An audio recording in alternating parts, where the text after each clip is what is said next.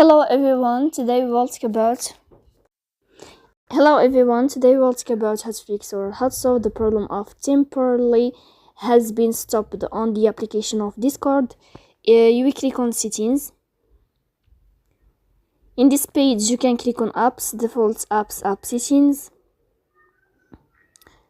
On above you can search about the application of Discord and you will enter.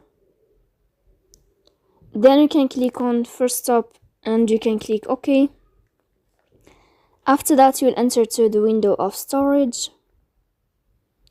Here you can click on clear cache. Don't click clear data because that can cause you errors or can delete your account. In the end you can turn off your phone and you can turn on your phone again to fix that problem. So please don't forget to support us by like and subscribe. See you next time in another video, and thank you.